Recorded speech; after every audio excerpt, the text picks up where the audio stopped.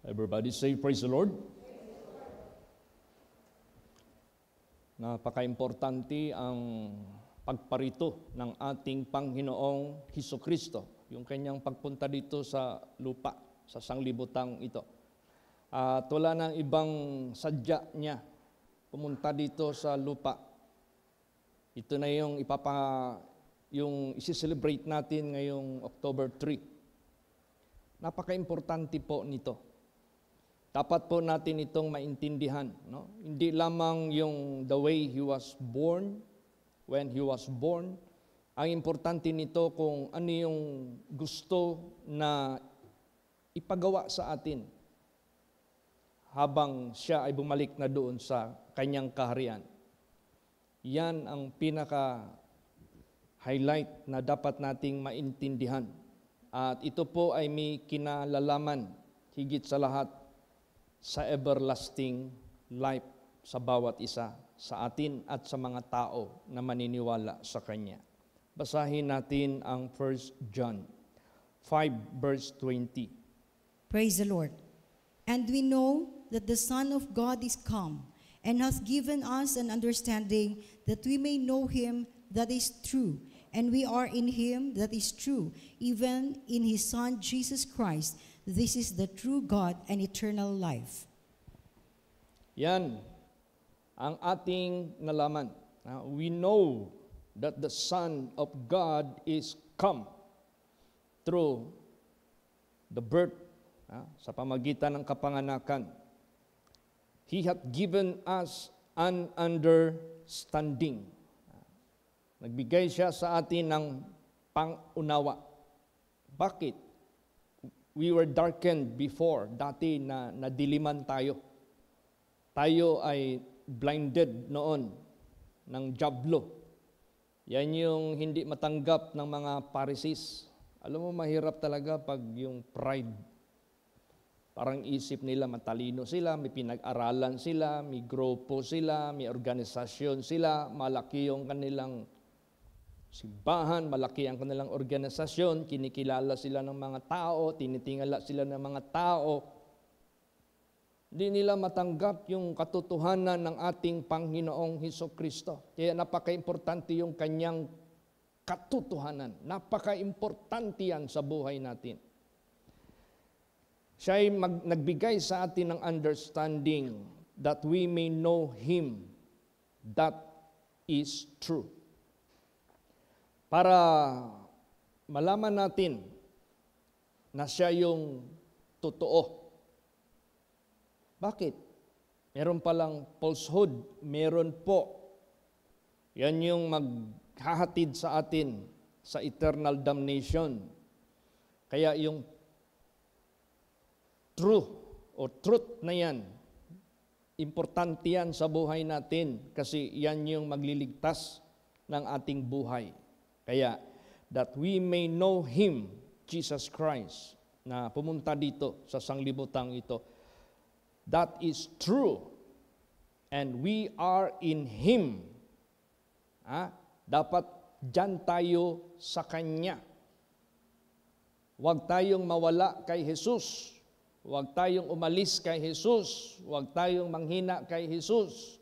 Kailangan nandyan tayo sa Kanya hanggang sa ating kamatayan. Kasi sinabi dyan, they that slept in Christ shall be resurrected unto life everlasting. Yan ang pinaka-importante. Pumunta siya dito para may pangunawa tayo that He is the true. At dapat tayo ay nandyan sa Kanya that is true.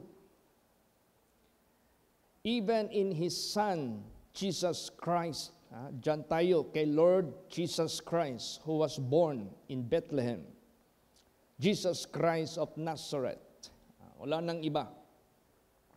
This is the true God and eternal life.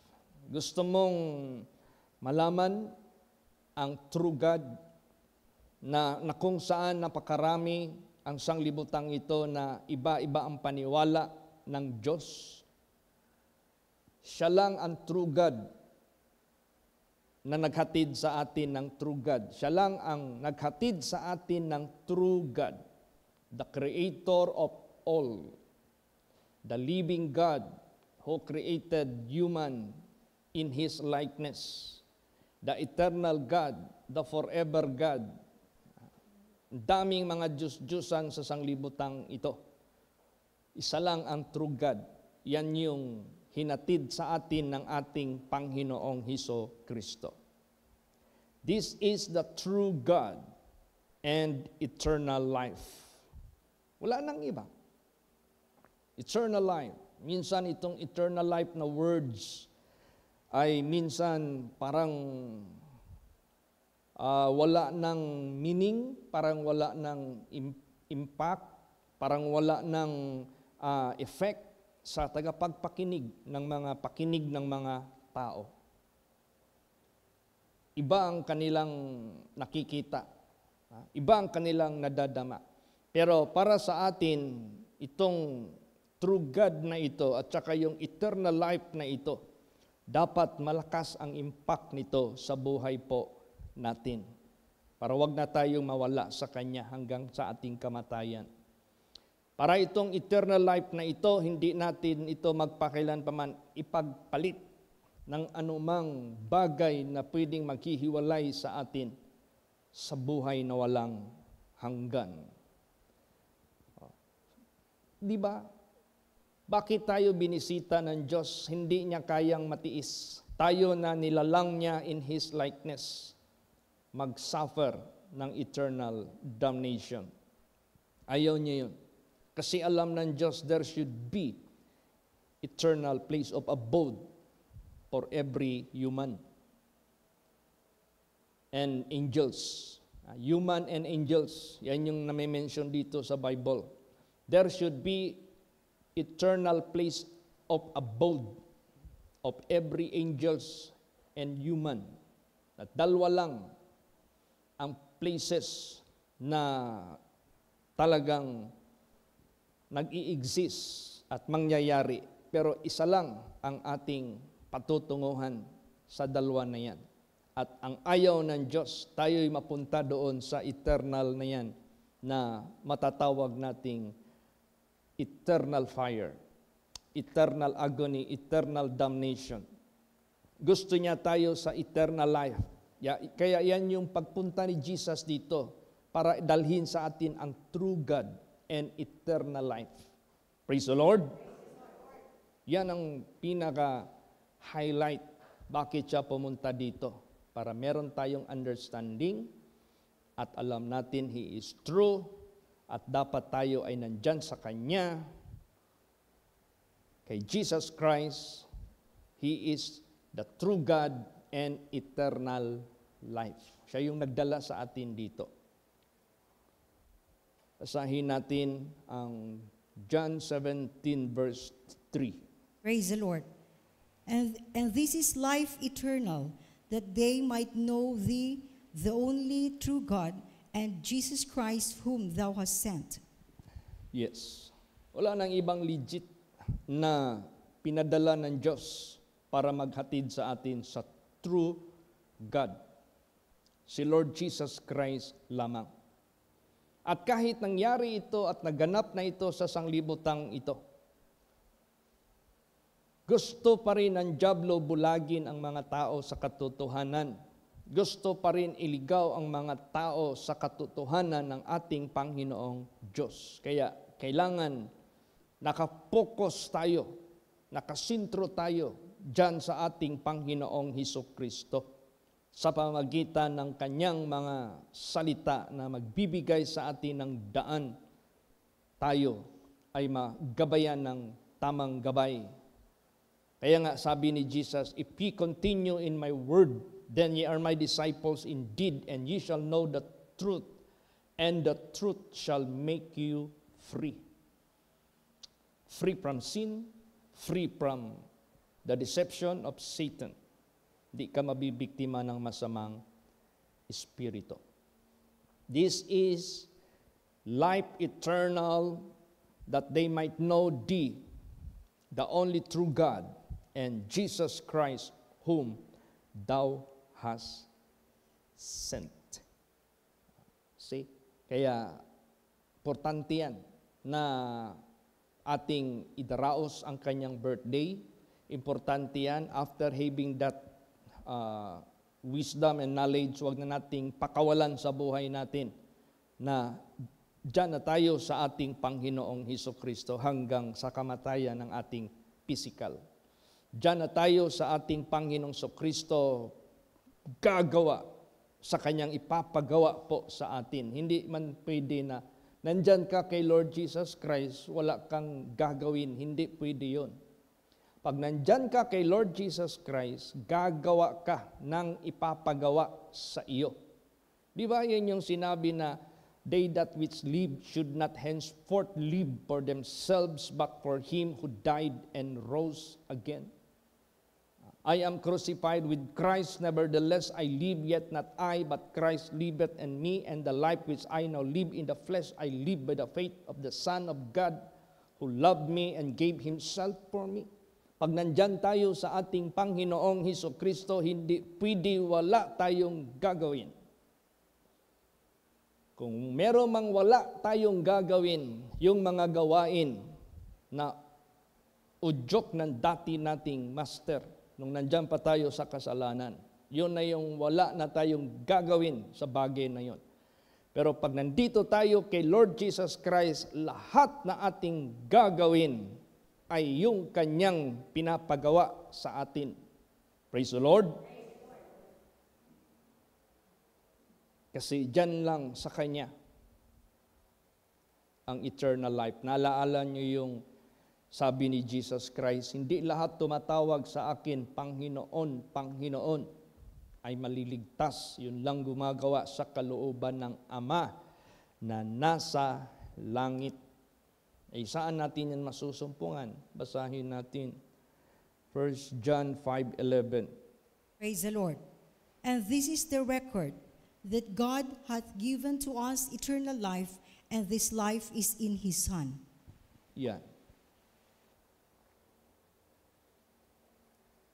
This is the record that God hath given to us eternal life, and this life is in His Son. Bakit? Siya yung true sent by God. Genuine, legit, sent by God na maghahatid sa atin sa Diyos. Maghahatid sa atin sa kalooban ng Diyos. Maghahatid sa atin sa gawain ng Diyos. Maghahatid sa atin sa katuwiran ng Diyos. Maghahatid sa atin sa kaalaman at katalinuhan ng Diyos. Nandyan. Dinala yan ng ating Panginoong Hesukristo. Alam mo, hindi lamang na pumunta si Jesus Christ dito para ipakilala that He is the Son of God, kundi gusto ng ating Panginoong Hesukristo mangyayari yung kanyang sarili sa atin. Magkakaroon ng maduplicate ba si Jesus sa buhay natin. Hindi man tayo maging heir kung hindi tayo son or daughter of God. O sino ngayon ang naghatid ng totoong Son of God? Si Lord Jesus Christ. So nandyan sa Kanya yung eternal life. Si Jesus ang pattern natin. Paano tayo maging anak ng Diyos. Kaya gusto ni Lord Jesus Christ sa atin na ipasa sa atin ito. Ipaintindi sa atin ito. Ipagawa sa atin ito. Basahin natin. John 14:9 and 10. Praise the Lord. Jesus saith unto him, Have I been so long time with you, and yet hast thou not known me, Philip? He that hath seen me hath seen the Father. And how sayest thou then, Show us the Father? Believest thou not that I am in the Father, and the Father in me? The words that I speak unto you, I speak not of myself, but the Father that dwelleth in me, He doeth the works. Yeah. Example ang ating Panginoong Hesukristo. He is the very example. Sabi ni Philip, Lord, show us the Father. Sabi naman ni Jesus, Philip, tagal ka nang sumasama sa akin, di mo pa alam ang Ama. Ang Ama. Ang nakakakita sa akin, nakakita sa Ama. Kasi ako na sa Ama, ang Ama na sa akin. Nagsasalita ako, hindi sa aking sarili, kung hindi sa pamagitan ng Ama. So, ganun din ang mangyayari sa buhay natin. Pag alis ng ating Panginoong Hesukristo, meron siyang iiwan sa atin na bilang maggabay sa atin ano ang dapat nating gagawin. Kung si Lord Jesus Christ humahakbang na merong nagsasabi sa Kanya, may nagsasalita sa Kanya, at siya'y pawang sumusunod lamang sa nagsasalita sa Kanya, ganon din ang mangyayari sa buhay natin. We have that Spirit of God na siya yung magdidikta sa atin. Siya yung magbibigay sa atin ng gabay, anong gawin, anong salitain, saan pupunta. Lahat ng dapat nating gagawin, nandyan na, ibibigay na yan sa atin. Bakit? Because we are in Christ Jesus. Nandyan tayo kay Kristo. Pag sabihin mo, nandyan ka kay Kristo, yung lahat na sinasabi ni Kristo, na sinusunod natin, hindi yun personally na Kanya. Sa Diyos yun. Dinala niya lang dito yan sa sanglibutang ito para tayo na susunod dyan sa Kanya. Gumagawa tayo sa Diyos. Ginawang ihimplo, kaya nga sabi diyan, living as an example that we should follow His steps. Laging sinasabi yan ni Jesus, my meat is to do the will of Him that sent me and to finish His work. The same way sa buhay natin. Yan ay yung pinakamit natin, ang paggawa ng will of God. Now, paano natin magawa ang will of God? Kung wala sa atin ang Spirit of God. Paano ngayon ma-deliver sa Diyos ang anong ipapagawa niya sa atin according to His pleasure, according to His will, kung wala siya sa atin? How could you pilot someone when you are out of that person? How can you drive a car if you are not inside of the car? Ganon din sa buhay natin. How can God lead us and pilot us to do His will if He is not inside of us? Praise the Lord. Kaya nga sinabi diyan, you are the temple of God, and the temple of God is holy, where the Spirit of God is dwelling. Kaya, para magawa natin ang kalooban ng Diyos, para maligtas tayo, kailangan yung Spirit of God nandito sa atin. Magpapilot, siya yung magdadrive, siya yung magdikta. Yun ang ginawa ni Jesus Christ na pattern. Praise the Lord. Believest thou not that I am in the Father, and the Father in me? The words that I speak unto you, I speak not of myself, but the Father that dwelleth in me, He doeth the works. Ganon din sa buhay natin. It is He. Sinabi dyan, God that is working in you, both to will and to do His good pleasure. Bakit? Nandito siya sa loob natin. He dwells in you. No? Nandyan siya. Siya yung magpapilot. Siya yung magdidikta. Siya yung mag-guide sa atin lahat nating gagawin. Kaya nga sa buhay natin, nandito sa atin yung pray without ceasing. Bakit? This is how we do communicate with our Heavenly Father. And this is how He will transmit His direction, instruction to us habang nabubuhay tayo sa sanglibutang ito. Kaya sinabi diyan, pray without ceasing. Huwag nating, yung sabi ni Sister Lenlen kanina, pag ikaw ay magkaroon lang ng distansya sa Diyos, kahit kaunti lang, parang you are being walang guide, walang certainty, uncertain ang feeling mo, unsecure, hindi ka secured, walang kang mahirap yun. Kaya sa buhay natin, napaka-importante talaga yung pagdating ng Diyos sa ating pagkatao na dala ng ating Panginoong Hesukristo. Praise the Lord. So, napaka-importante niyan. Kaligtasan ang hatid ng ating Panginoong Hesukristo. That is why He came. Ngayon, yung hindi maniwala sa Kanya, yung hindi mag-receive sa Kanya, di ba ang sinabi diyan, as many as believe and receive Him, to them gave He power to become the sons of God in order to be heirs of His kingdom. Salvation, eternal life. Now, what if ang tao hindi maniwala sa Kanya? What if ang tao hindi tatanggap sa Kanya? Ano ngayon ang magiging consequence or outcome? Kaya, basahin natin anong mangyayari. 2 Thessalonians 1:8. Praise the Lord.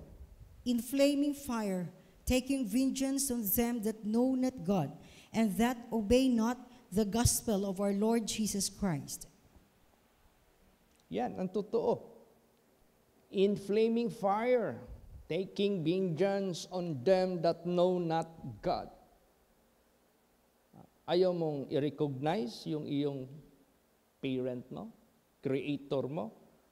Nagbigay na siya ng gospel for you to know Him. Nagbigay siya ng mga preachers for you to learn about Him. Nagbigay siya ng mga servants niya, mga anointed niya to speak the important message for you para maka-understand ka, para mapunta ka sa totoong Diyos. Tapos ayaw mong mag-accept, ayaw mong mag-receive. In flaming fire, taking vengeance on them that know not God. Bakit hindi nila nakilala ang Diyos? They refuse to know God. They refuse to believe God. They refuse to believe the gospel of God. And that obey not the gospel of our Lord Jesus Christ. This is for those who proclaim that they believe God, but they do not obey God. Ito yung nagpo-proclaim na naniniwala sa Diyos, pero hindi naman nag-o-obey sa Diyos. Now, who can tell sino sila? Nobody can tell us. Only God. Praise the Lord. No. Kaya sa buhay natin, since God knows, bawat tao, edi pagbutihin natin na talagang gumagawa tayo sa Kanyang pinapagawa sa atin. Babalik na naman tayo doon sa sanctification, obtaining the Spirit of God, because it is the Spirit of God that is working in you both to will and to do His good pleasure para ma-establish sa buhay natin ang paggawa ng Kanyang kalooban. So, malayo ka sa kapahamakan kasi gumagawa ka Nag-o-obey ka sa Kanya dahil nandyan siya sa iyo.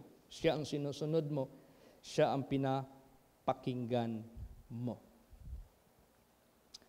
Alam mo, matagal nang pinakita ng Diyos sa buong mundo na pag siya'y nagagalit, walang sino mang tao makakatayo. Ginawa niya na ito noon pa sa panahon ni Noah. Ginawa niya na ito sa panahon sa Sodom and Gomorrah. Ginagawa niya pa rin ito sa buong mundo to illustrate na dapat ang tao mag-behave, dapat ang tao mag-humble, dapat ang tao mag-repent, magtalikod sa kanyang lahat ng kanyang kasamaan at maghugas sa kanyang kasalanan at manumbalik dyan sa ating Panginoong Diyos. Bakit sadya itong ginagawa ng Diyos? So that God shall no longer be blamed at ang tao will be no more excuses. Tingnan mo yung mga baha, tingnan mo yung mga sunog, tingnan mo yung mga earthquakes. Meron bang tao dyan na pag natamaan yan, makaka-escape? Wala po. Basahin natin yan.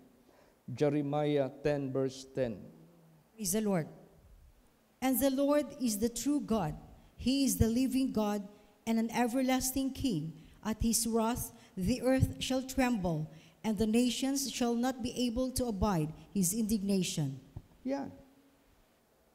Gusto malaman ng lahat ang true God na yan. But the Lord is the true God. He is the living God, an everlasting King. At his wrath, the earth shall tremble, and the nations shall not be able to abide in his indignation. Walang makaka-stand. So, ito lang ay naghahatid ng mensahe sa buong mundo that if God will execute his judgment, nobody can hide, nobody can escape, nobody. Pero hindi pumunta si Jesus dito to judge the world. Yung mga nangyayari sa sanglibutang ito, it is just a matter of a so-called call of God to repent. Tawag ng Diyos na magsisi. Tawag ng Diyos pansinin siya. Tawag ng Diyos paniwalaan siya. Tawag ng Diyos sundin siya. Yan ang gusto ng Diyos. Sinishake niya ang mundo. Wala namang iba. Kaya, ang importante na message para may chance pa ang tao magsisi, magtalikod sa kasalanan, ipaalam sa kanila na pumunta si Jesus Christ dito not to judge and to condemn the sinners. Basahin natin. John 3:17. Praise the Lord.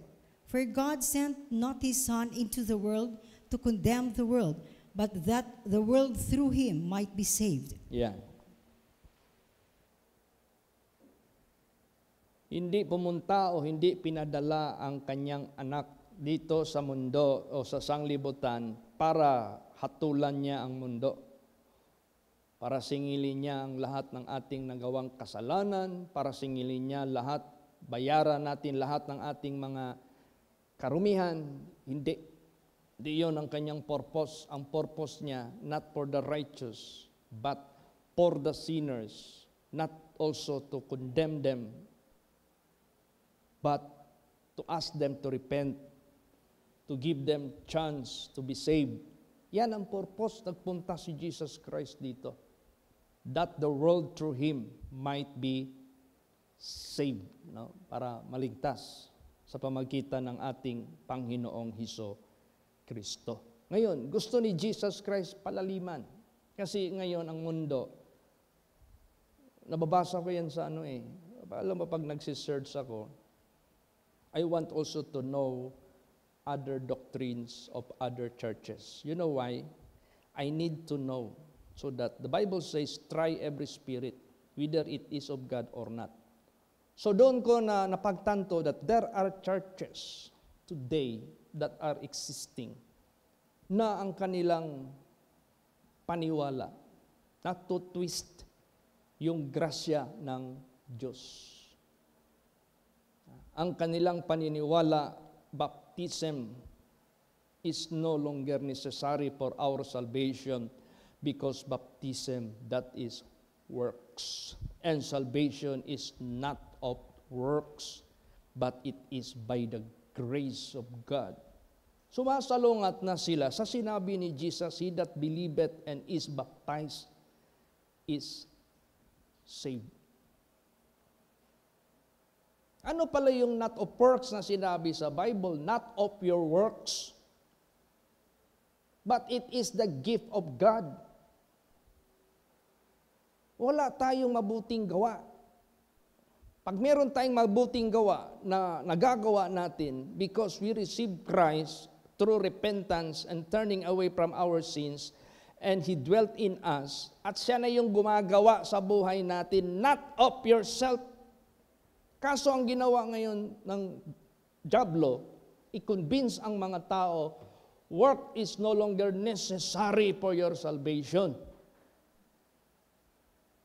So ang mga tao ngayon, paniwala nila, doon na sila nananalig na hindi not of works, not of yourselves. Tapos hindi na lang nila pinopokus yung paggawa mo, paggawa ko, paggawa natin sa pinapagawa ng Diyos sa buhay natin. There is still works. May gawa pa rin when in fact we are being judged by our works of our body. So, para mawala yung hell sa buhay natin, let the works of Satan stop. And let the work of God must start and continue till death. How? You receive Christ. Tanggapin mo si Kristo. Basahin natin, laliman natin yan. Sige, basa, John 6:57. Praise the Lord. As the living Father hath sent me, and I live by the Father, so he that eateth me, even he shall live by me. Yan. See? Si Lord Jesus Christ is indeed a model. Indeed, the way and the truth. And nobody can go to the Father, to the kingdom of God, but by Jesus Christ, which He made as an example. Siyang pattern. Ang sabi niya dito, as the living Father hath sent me, and I live by the Father. Habang ako ay pinadala ng Ama, ako naman ay nabubuhay sa pamagitan ng Ama. Sa atin naman na part, so he that eateth me. What do you mean eateth me? Ito naman yung statement na kinagalit ng mga Hudyo sa kanya. How can this man give his flesh to all of us? Is this enough? Literal ang kanilang pag-iisip. Hindi nila naiintindihan. This is all about the Word of God that you're going to partake. This is my body, which is broken for you. The life which He lived in this world, you have to eat. You have to live by Christ. As you receive Christ and Christ is sending you wherever you might go as He's sending you, you live by Him. Mamuhay ka na sa Kanya. Amen? Praise the Lord. Oh, yan na. Yan na yung buhay natin. Kaya every time you awake in the morning, pray ka kagad, Lord, what you want me to do as part of your body. I am belong to the government or I am belong to the helper. What I should do, Lord, guide me and lead me. I want to do your will. Ganun. On my part naman, as a pastor, Lord Jesus, umaga na, mag-devotional kami. What you want me to speak as your message. Not my message, but your message. Fill your people with your guidance and wisdom. O di, lahat tayo live by Him. Praise the Lord. Nabubuhay tayo by Christ. So we always ask. Every time, every moment, we ask what we should do, what we should do, what we should do. Ganun lagi yung buhay natin. Sabihin ko sa inyo, everything will be wonderful, amazing, perfect. Talagang mapapapuri ka sa ating Panginoong Diyos. So yan ang gusto ni Jesus Christ. Bakit siya pumunta sa sanglibutang ito? That He might show, as He is sent by the Father, He lived by the Father. Lahat ng sinasalita niya, it is from the Father. Lahat ng kanyang ginagawa, it is the work of Him that sent Him. So tayo rin na nagkakain sa kanyang katawan, naniniwala sa kanya at gustong mag-involve sa buhay natin in Christ Jesus, let us live by Him. Praise the Lord. So lahat ng gagawin natin, it must be always ask, Lord, what you want me to do, what you want me to, everything. I-commit mo dyan sa Kanya. Tingnan natin. Makikita mo yung kapangyarihan ng ating Panginoong Diyos. Kaya, napaka-importante ito sa buhay natin. Sabihin ko po sa inyo, this is amazing. This is so great. Hindi basta-basta. You will be doing extraordinary things. Tingnan mo ang mga anak ng Diyos dito. They do and they work extraordinary things. Hindi basta-basta yung mga gawa nila because it is the works of God. Because they live by Him. O ganun din sa buhay natin. Let us live by Him para hindi malimitahan yung gagawin natin habang nabubuhay tayo sa sanglibutang ito. Hindi mapipigilan. Hindi mamimislead. Hindi magkakamali. Let us live by Him. Praise the Lord. Lagi tayong communicate sa ating Panginoong Diyos. Basahin pa natin ano pang sinasabi ng ating Panginoong Hesukristo sa harapan ng kanyang mga disipulo. John 12:49 hanggang 50. Praise the Lord. For I have not spoken of myself, but the Father which sent me. He gave me a commandment that what I should say and what I should speak. And I know that His commandment is life everlasting. Whatsoever I speak, therefore, even as the Father said unto me, so I speak. See, nakikita natin yung purpose ni Jesus. It is being consistent. Hindi siya nawawala sa tapiko ng everlasting life. Consistent siya. So ganon din sa buhay natin. We should be consistent because the moment everlasting life being removed from our being, katakot-takot na magiging kapalaran natin eternally, forever and ever. Kaya huwag tayong mawala sa purpose ni Jesus Christ, why He came, at anong gusto niyang ipakita na ehemplo, at ano niyang gustong ipagawa sa atin. Remember, we must be in Him so that we live by Him. Praise the Lord. Ayun, example siya. I have not spoken of myself, but the Father which sent me. He gave me a commandment, what I should say and what I should speak. And I know that His commandment is life everlasting. This is all about life everlasting. This is all about bringing people to eternal kingdom of God. Whatsoever I speak, therefore, even as the Father said unto me, so I speak. So Jesus lived by the Father. So we who receive Jesus Christ and partaker of His body, let's live by Him. Praise the Lord. Ano mang sabihin natin, ano mang gagawin natin, let us always ask. Ask God. I-lead tayo ng Diyos sa lahat nating gagawin. Sabihin ko po sa inyo, extraordinary magagawa natin. If we are going to compare our own and in His way, malaki ang diferensya. So, paano yan, Pastor, na sasabihan niya tayo anong gagawin? Paano yan, Pastor? How do we hear? How do we receive? Yung gusto niya ipapagawa sa atin. So that matutupad yung sinasabi, we are living by Him, na nabubuhay tayo by Christ. Basahin natin. John 14:26. Praise the Lord.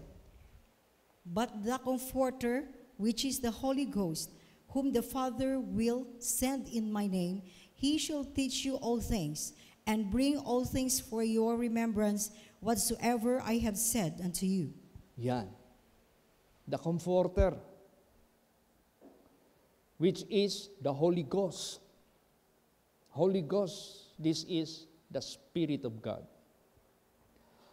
whom the Father will send in my name.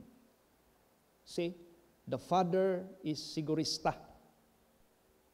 The Father is, He want to make certain that that is legit. So, ginawa niya ito pinadala niya in the name of our Lord Jesus Christ. Praise the Lord. Para matupad yung wala nang ibang way, wala nang ibang truth, wala nang ibang buhay. Diyan lang kay Jesus Christ. So pati yung comforter na yan with His Holy Ghost being sent by the Father in His name. Gusto niyang secure tayo, hindi tayo mawala. Di ba nag-warning na si Jesus Christ, many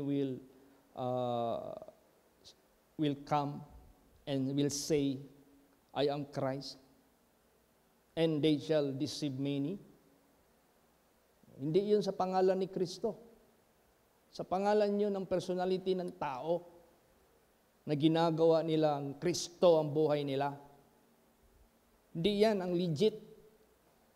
Walang Holy Spirit papasok sa kanyang membro if He is doing it in His own way.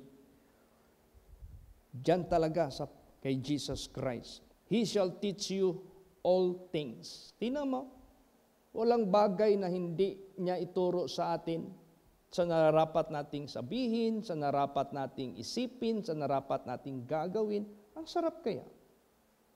We are directed of Him who is in heaven. We are guided of Him who is in heaven. We are commanded by Him who is in heaven. Ang sarap kaya ng buhay natin kung ganon. Praise the Lord. O ano pa lang mangyayari kung siya yung gumagabay sa atin at nagko-command sa atin? Look at Jesus Christ as He command His disciples. Success. Pagsabi ni Jesus, I will go to Jerusalem. As the Bible, as the Word of God says, as the Scripture says, that I will be riding an ass with a colt.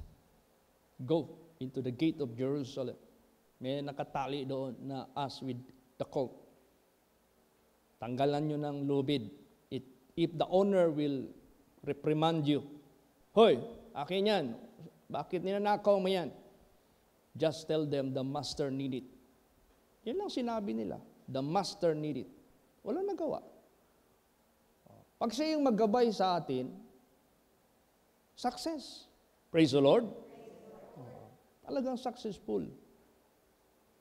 Saan natin gawin yung Passover? Makakita kayo ng tao magdala ng picture, sundan nyo.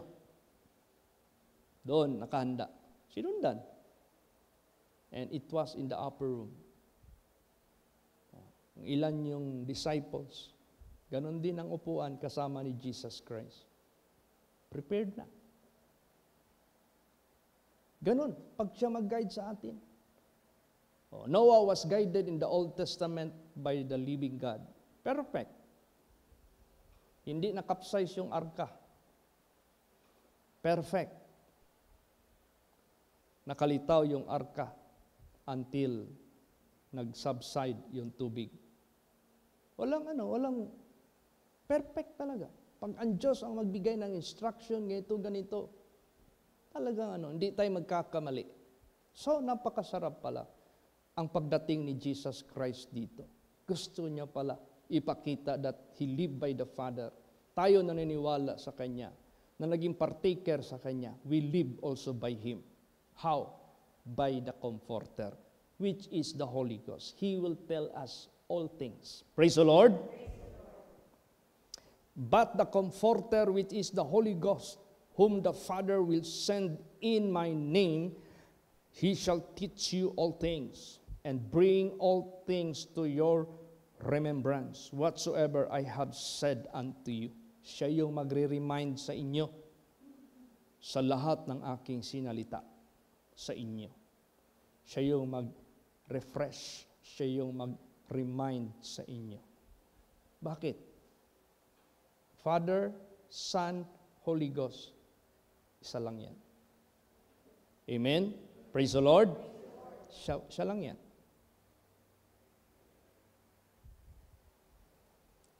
Hindi yon nangyari ang comforter pumunta sa kanila until Jesus Christ went up to heaven. Pero habang nandyan pa ang presence ni Jesus, the Holy Spirit was not released to them. Nandyan siya eh.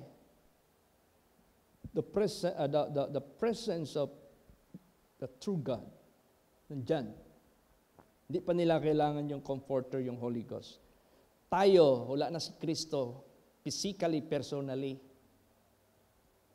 We need it. Praise the Lord. Basahin natin. John 7:39. Praise the Lord. But this spake he of the Spirit, which they that believe on him should receive. For the Holy Ghost was not yet given, because that Jesus was not yet glorified. Yes, God is the God of order. Habang nandyan pa si Lord Jesus Christ, the Holy Ghost was not given. Kailan nangyari yon? The 120 disciples gathered in a certain room. And Jesus Christ already went up to heaven. And Jesus instructed them, wait until ye shall be filled with power by the Holy Ghost. Yun na, pag ascend na ni Jesus, sabi ng angel, ye men of Galilee, why do you gazing up into heaven? The same Jesus whom you have seen going up to heaven, the same he will be coming back in like manner. Pagtapos nun, yun na Acts chapter 2. Nandun na yung Holy Ghost. Binigay na sa kanila. 120 of them. At doon na nagbigay ng direksyon kay Peter. Ito ang sabihin, ito ang gawin. Lahat na, nagkalat na sila. And this is how the world was evangelized. And still, mag-evangelize pa. Kaya tayo na nandyan kay Jesus, let us live by Him. Sabihin natin ngayong gabi sa prayer, Lord, count me as one that will live by you. Bilangin mo ako, Jesus, as I believe you and accept you, therefore I live by you, count me to work by you. Yan. Di ba, gabayan ka ni Jesus. Anong gagawin mo? Amen? Praise the Lord. Lahat tayo, i-guide tayo ng Diyos. So, idalangin natin, one Sunday na lang kami, bago kami ang aming departure, God be willing, on Wednesday, 1st of October. Then 5th, yun na yung celebration ng Christmas sa Calgary. Kaya nag-earlier kami kasi alam mo naman, pag magpunta ka ng malayong lugar as that nation, na iba ang climate, grabe, magkaroon ka ng jet lag, yung body temperature mo mag-adjust pa. So, nag-advise sila, Pastor, you come earlier. Sabi ko, masasacrifice yung October 3 namin sa Davao. Sabi ko, sige lang. Sa isip ko naman, Lord, bigyan naman din natin ng chance itong mga pastors na kasama ko to handle. So, magkakaroon ng dalawa ang magka-handle. Si Pastor RJ ang mag-explain sa facts. Si Pastora Emma naman ang mag-deliver ng message. Praise the Lord. At gi-ask ko na rin si Brad Bernard.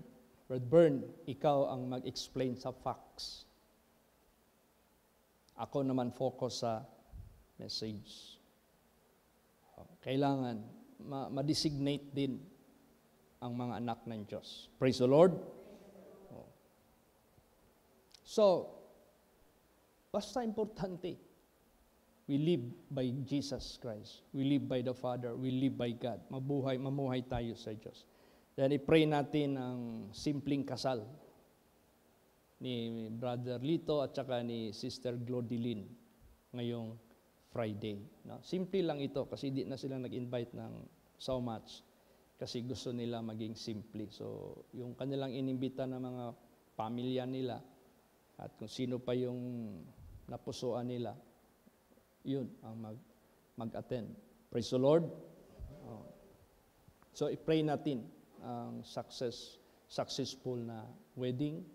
Then, i-pray natin ang preparations natin for the coming October 3. I-pray natin ang successful celebration natin sa lahat ng mga churches, sa lahat ng mga kongregasyon. Pray po natin yan. And I would like to announce to you, by chance, baka makalimutan ko, Pastor Tom will be handling the divine service here in Davao Congregation on the 19th of October. Kasi meron siyang kakasalin sa Isulan Congregation. Membro doon, anak ni Pastora Neneng, yung pastora natin doon, on the 18th of October. So, I asked him to visit Davao. Sabi ko, magbisita ka sa Davao. So, magpunta siya dito, maybe after the wedding, siguro gabi na magbiyahe, karating dito, baka midnight na ng gabi. Kasi malayo, Isulan eh. Saturday yan. So, pag Sunday, 18th, okay, that is Saturday, Sunday 19th, nandito na siya. So makahandle na siya ng divine service. On the 20th, early morning, he should proceed to Jensen for his flight going back to Manila. So, expect and let's pray for him. Praise the Lord. Then i-pray natin lahat ng ating mga kapatiran na magsiselebrate na ibubuhos ni Jesus yung guidance niya. Iisa lang ang mensahe ibibigay namin lahat by the leading of the Holy Spirit. Uniform, kumbaga pa, ang impact, yung message. Let God do it for His people, for His servants. Amen? Praise the Lord. And do not forget, kanina pag tingin ko, sabi ko, Brother Dan, i-light mo na yung manger natin. Baka ngayon ko lang nakita yung star dyan na guiding star. Nag-ilaw na. Sabi ko, ay, thank you, Jesus. Wala na akong ibang ma-imagine na these are the children of God, the guiding stars, to bring the people who are seeking for a true Savior, Jesus Christ. Maging guiding star kayo. Kaya, ayusin nyo na yung inyong pag-guide sa kanila. Huwag nyo siyang iwanan, ha? Praise the Lord. Kung paano sila dinala ng star sa site where Jesus Christ is being found in the house. Hindi na yun sa manger, house na, nakalagay sa Bible. Tapos na yun sa manger, hindi naman pwede na doon sila sa manger ng ilang araw. Manger yan eh. Ano lang yun? By chance lang yun. So, be a guiding star. Praise the Lord. Then, ihatid nyo talaga sila. Then, kumari, ihatid nyo rin pabalik. I-guide nyo, bagay, yung iba, marunong naman umuwi. Pero, kung maaari lang, full yung service nyo sa kanila. So, to God be the glory. Pasalamat tayo sa Diyos. He want that we go deeper, more deeper sa kanyang pagpunta dito. Ano ang magiging impact? So ano?